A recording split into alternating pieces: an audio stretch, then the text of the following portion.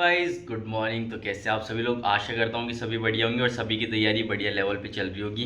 तो गाइस अभी अपना अब एग्ज़ाम आने ही वाला है, क्योंकि 17 अगस्त जो कि डेट पहले से ही फिक्स थी। तो अब अपन को क्या है कि किस तरीके से आगे बढ़ना है आज मैं थोड़ा बता देता हूँ, क्योंकि अब सभी के मैसेज आने लग गए। अभी कल मैंने जो वीडियो अपलोड करा था उसके अंदर मैंने बताया था किस तरीके से स्टडी करनी है। तो एक तो मैं आज आपको बताऊंगा कि अपन को क्या है कि किस तरीके से क्वेश्चन पेपर अटेम्प्ट करना चाहिए। अब आप अगर मॉक टेस्ट भी दे रहे हो तो मॉक में भी किस तरीके से आपको एग्ज़ाम मतलब वो पेपर अटेम्प्ट करना है, मॉक टेस्ट अटेम्प्ट करना है। और अगर स्कोर नहीं आ पा रहा है तो क्या करना है, किस तरीके से आपको एनालिसिस करना पड़ेगा, ये भी मैं बताऊँगा आपको अच्छे तरीके से ही, क्योंकि करेक्ट वे ही नहीं पता खूब सारे भाइयों को कि अपन किस तरीके से एनालाइज करें, किस तरीके से आगे बढ़े। क्योंकि ये गाइडेंस ही क्या है कि एक बहुत ही इंपॉर्टेंट रोल प्ले करती है, ये मैंने आपको पहले बताया था। और जितना ज़्यादा अपन कांटेक्ट में रहते हैं किसी भी टीचर के या किसी के भी भाई, जो अनसक्सेसफुल हो या सक्सेसफुल, दोनों की बात कर रहा हूँ।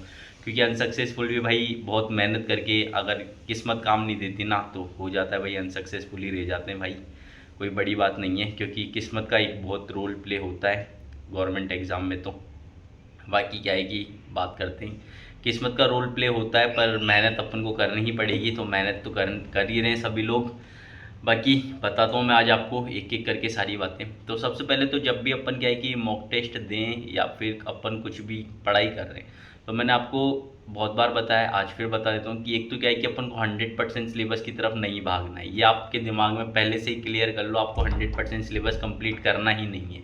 आपको सोचना ही नहीं है कि मेरे को 100% सिलेबस करना है। अब ये सोचेंगे कि यार ये क्या बता रहे भैया कि 100% सिलेबस ही नहीं करना। तो भाई मैं सब कुछ सही से ही बता रहा हूँ और ये बात बिल्कुल रियल है कि आप जब 100% सिलेबस के पीछे भागोगे तो सिलेबस कभी 100% कंप्लीट होगा ही नहीं। आप किसी से भी पूछ लेना, कुछ ना कुछ पोर्शन सब छोड़ती है।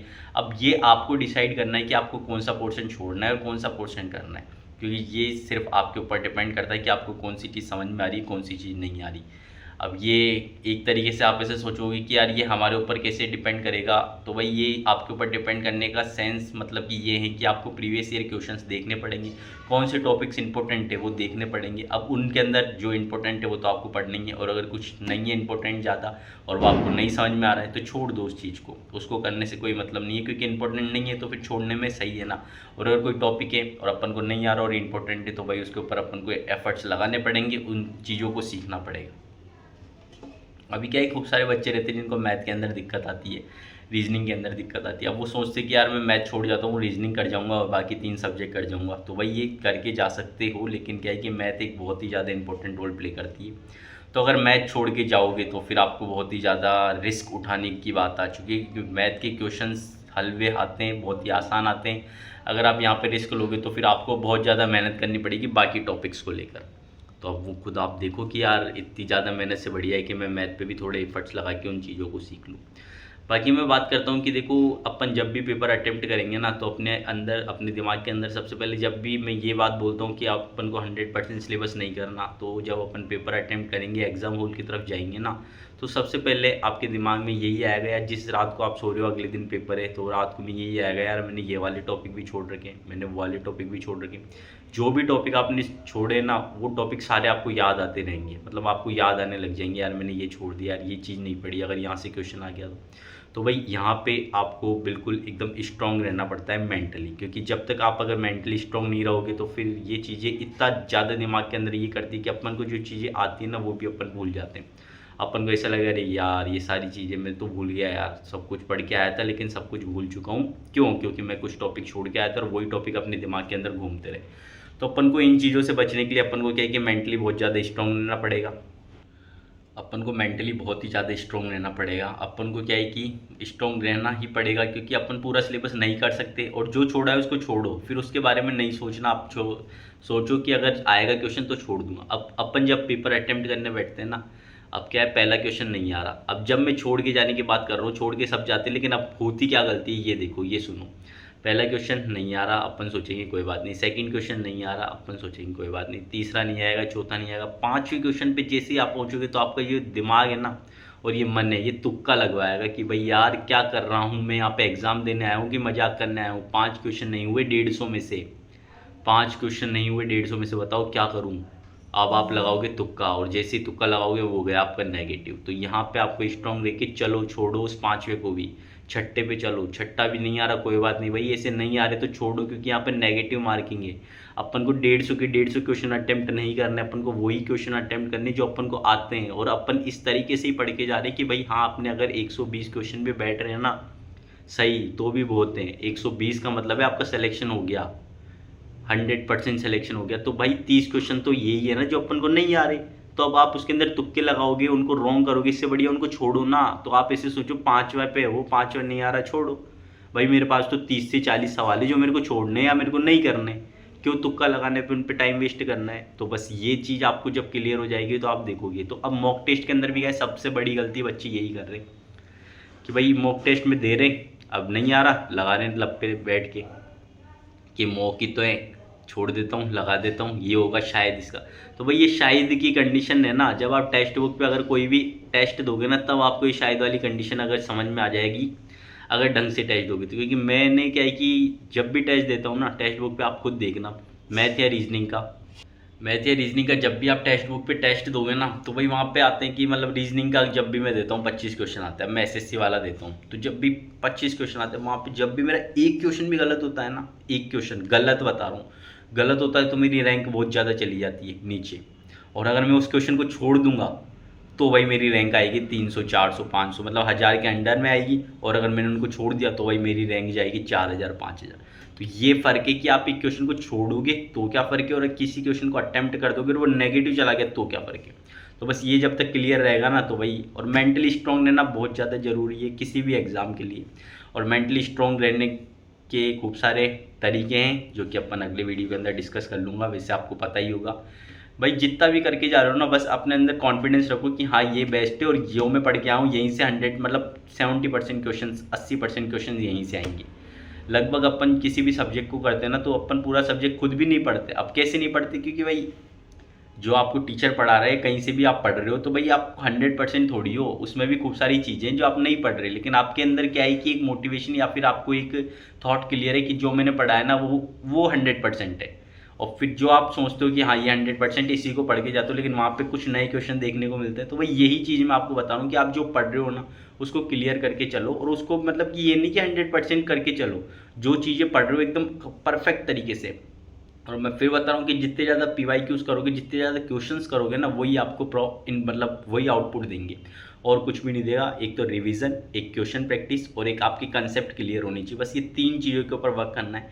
बाकी खाना, सोना, पढ़ना का टाइम आपका शेड्यूल वाइज रहेगा तो ज़्यादा बेस्ट रहेगा, क्योंकि अब देखो वहाँ पे पेपर है 12 से, या कोई भी टाइम रहेगा। अब आपने टाइम ये सब बना रखा है कि मेरे को इस टाइम पे सोना है, तो बॉडी को रिकवर करने में क्या है, थोड़ा टाइम लगता है। तो आपको क्या है कि मैनेज करके चलना है कि भाई किस तरीके से कब सोना है कब पढ़ना है। यार एक विद्यार्थी के जीवन में फिक्स चीज़ें होनी चाहिए, फिक्स तरीके से उसको पता होना चाहिए कि उसको कब सोना है, कब खाना है, कब पीना है। जब मुँह उठाया, जब सो गया कि यार आधा घंटा और सो लेता हूँ, 1 घंटा और सो लेता हूँ, ये भाई कोई ये अब भी आप सोच रहे हो कि ये चीज़ें अपने पेरेंट्स से पूछो वो कितनी मेहनत कर रहे हैं, उनको नींद उनको भी आती है, उनको भी कंफर्ट जोन चाहिए, लेकिन क्या है कि वो आप लोगों के लिए मेहनत कर रहे हैं। तो भाई उसी तरीके से थोड़ा सोचना चाहिए मेरे हिसाब से तो।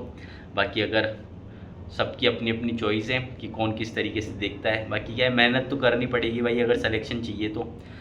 गर्मी भी लगती है, ठंड भी लगती है, मौसम भी चेंज होते हैं, लेकिन पढ़ाई की जगह होनी चाहिए, पढ़ाई रेगुलर होनी चाहिए, कंसिस्टेंटली होनी चाहिए। मोटिवेशन क्या है कि आपको एक स्पिरिट दे सकता है, स्टार्टिंग के लिए जो स्पिरिट चाहिए होती है ना अपन को, ज़रूरत है, वो मोटिवेशन से मिल जाएगी। लेकिन भाई कंसिस्टेंसी, पहले भी मैंने बताया कि कछुए वाली और खरगोश वाली कहानी के अंदर कि कछुआ आज भी जीत ही रहा है और खरगोश आज भी हार ही रहा है। आप अगर भरोसा नहीं हो तो यूट्यूब पे जाके वीडियो सर्च करोगे ना, तो रेस लगाई हुई है। बाकी बंदों ने मतलब खूब सारे लोगों ने ये रेस लाइव करवा के भी देखा है, और उसमें आज भी खरगोश हार ही रहा है। तो भाई यही आपके दिमाग में जितना जल्दी क्लियर रहेगा वो आपको ही फ़ायदा देगा। बाकी मेहनत करते रहो। और क्या है कि पेपर को एनालाइज करने के लिए देखो क्या है कि आप एक तो सबसे पहले पेपर दो ना, तो फुल सीरियसनेस दिखाते हुए दो, फिक्स टाइम के अंदर दो। और क्या है कि तुक्के मत लगाओ यार, ये तुक्के लगाते हो ना तो फिर एनालिसिस होगा ही नहीं, कभी भी नहीं होगा जीवन के अंदर एनालिसिस। तो तुक्के जिस दिन लगाने बंद करोगे तब आपके क्लियर स्कोर आपका समझ में आएगा। अब किसी भाई का 70 स्कोर आ रहा है, किसी का 80 आ रहा है, किसी का 150 आ रहा है, तो भाई ये फ़र्क क्या है भाई, वो लप्पे लगा रहा है बढ़िया बैठ के, वो तुक्के नहीं लगा रहा है एकदम एक्यूरेट। भाई अगर आप खुद देखो 10 क्वेश्चन है आपके पास, 10 में से अगर आप सारे अटैम्प्ट करते हो और अगर आपके 3 क्वेश्चन गलत चले जाते हैं तो आपके रैंक नीचे चलेगी। और अगर आपने 10 करे, आपने 7 ही अटैम्प्ट करे, 3 आपने छोड़ दिए, तो आपकी रैंक उससे ज़्यादा आएगी। इस चीज़ को समझो। तो जो भी आ रहा है आपको सिर्फ वही क्वेश्चन अटेम्प्ट करो और एनालिसिस ढंग से करो कि इस क्वेश्चन में क्या गलती हुई, इस क्वेश्चन का सॉल्यूशन कहाँ से, उसको रिवाइज करो उस कंसेप्ट को, और फिर जब भी वो सवाल आए तो अब गलत नहीं होना चाहिए, ये रहता है। अब दोबारा वही सवाल आ गया, उसी को दोबारा गलत कर रहे हो तो फिर आपने एनालिसिस नहीं करा भाई, फिर आपने एनालिसिस ढंग से नहीं करा, क्योंकि एनालिसिस का मतलब है कि अब वो क्वेश्चन आएगा तो कभी गलत नहीं होगा मेरा, मैंने उसको समझ लिया है, उसके कंसेप्ट को क्लियर कर लिया है कि उसमें क्या गलती हुई थी। और प्रॉपर टाइम के साथ में टेस्ट देना चालू कर दो, और टेस्ट भाई अब चालू कर दो सब, बहुत टाइम मिल चुका है, इनफ टाइम हो चुका है। अब अपना जून चल रहा है, जून में भी आज भाई 11 जून हो चुकी है, तो 11 जून से अब जुलाई और अगस्त में अपना पेपर है ही, तो भाई अब मॉक टेस्ट देना चालू कर दो, या तो हफ्ते में 2 देना चालू करो या हफ्ते में 1 देना चालू कर दो मॉक टेस्ट फुल लेंथ वाला। और टेस्ट बुक के सब्सक्रिप्शन ले लो, वहाँ से जितने भी टेस्ट है ना वो सब लगा लो भाई, डेली के 2-2 टेस्ट, छोटे छोटे टेस्ट लगाया करो, और वहाँ से एनालाइज करो कि एक क्वेश्चन गलत जाने पे क्या हो रहा है, एक क्वेश्चन सही जाने पे क्या हो रहा है, एक क्वेश्चन छोड़ने पे क्या हो रहा है। ये सारी चीज़ें जब तक एक्सपीरियंस नहीं करोगे तब तक तुक्के मारने की आदत नहीं जाएगी। तुक्का मारना बहुत ही गलत है, तुक्का जब तक नहीं मारना छोड़ोगे तब तक भाई कुछ नहीं हो पाएगा, क्योंकि ये नेगेटिव मार्किंग रखने का रीज़न ही ये रहता है कि यार आप सोचोगे, आपकी कैलकुलेशन पता है क्या रहती है कि भाई 2 नंबर का एक क्वेश्चन है, 10 क्वेश्चन है, 20 नंबर के होंगे, मैं अगर 5 तुक्के मार लेता हूँ 10 हो जाएंगे, 5 ये तो गलत जाएंगे, कुछ नंबर तो आ रहे हैं, और अगर छोड़ दूंगा इन क्वेश्चंस को तो कुछ भी नंबर नहीं आएंगे। तो भाई ये कैलकुलेशन है ना, अगर इस हिसाब से बैंक वाले भी लगाने लग जाए ना तो फिर गया देश। तो इस तरीके की अपनी कैलकुलेशन के हिसाब से क्या है कि एग्जामिनर चेक नहीं करता, तो थोड़ा दिमाग लगा के तुक्के मारना छोड़ो और जो आता है वही करो, क्योंकि भाई अगर तुक्के मारोगे तो हर वही है, हर बॉल पे छक्का भी लग जाए, चौका भी लग जाए, बोल्ड भी हो जाओगे, और अगर खेलना आता है तो चौका ही लगेगा, छक्का ही लगेगा, या फिर रन ही कटेंगे, क्योंकि आपको पता है ना कौन सी बॉल छोड़नी है, कौन सी बॉल पे बैट घुमाना है भाई, यही तो बात है। तो बस यही तरीके से एक बार समझो इस तरीके को, और बाकी अपन धीरे धीरे करके अब मैं आपको बताऊंगा कि आगे क्या क्या कर रहा हूँ, मैं खुद किस तरीके से आगे बढ़ रहा हूँ। बाकी चैनल पर हो तो चैनल को सब्सक्राइब कर दीजिएगा, अपना टेलीग्राम चैनल ज्वाइन कर लेना भाई, वहाँ पे आपको नोट्स मैंने पहले ही अवेलेबल करवा रखे हैं। अब क्या है कि अपने इतने फॉलो वहाँ पे वो है नहीं सब्सक्राइबर्स, नहीं तो वहाँ पे क्या है क्विज़ का सिस्टम आता है, तो मैं डेली वहाँ पे क्विज़ करवा देता, आपको डेली क्वेश्चंस डाल देता कि वो उनके आप आंसर्स दे दो। बाकी यूट्यूब पे पोल में डेली इतने क्वेश्चंस नहीं डाल सकता। बाकी अगर आप लोग बोलोगे तो अपन वही प्रहार सीरीज़ की जैसे ही किसी भी सब्जेक्ट के क्वेश्चन चालू कर देंगे। बाकी प्रहार सीरीज़ को अभी जल्दी लेकर आएंगे, ऐसे सोच रहा हूँ। अभी क्या है कि बच्चे कम सीरियस है और अभी एग्ज़ाम भी दूर है, आपकी नज़रों में, मेरी नज़रों में तो बहुत पहले से पास था, इसलिए मैं प्रहार सीरीज़ लेकर आ चुका था, पर वहाँ पे व्यूज़ नहीं आए तो उसको बंद करना पड़ा। बाकी अगर आप लोग एक्टिव रहोगे, दिखाओगे अपनी एक्टिवनेस, तो भाई वापस से प्रहार सीरीज़ को ले आएंगे और वापस से अपने वीडियोज़ स्टार्ट हो जाएंगे। बाकी मिलेंगे नेक्स्ट वीडियो के अंदर, तब तक के लिए ओके बाय। और कोई भी डाउट हो ना तो भाई वो कमेंट में बिल्कुल बता दिया करो, बिल्कुल मत शर्माया करो, जो भी डाउट है कुछ भी।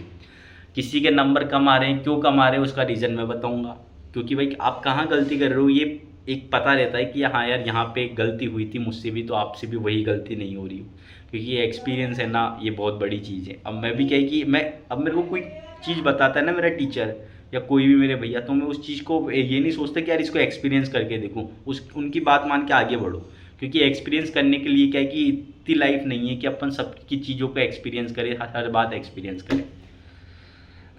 तो बस यही है, बाकी मिलेंगे नेक्स्ट वीडियो के अंदर, तब तक के लिए okay bye, tata bye bye, see you guys, thank you for watching this video.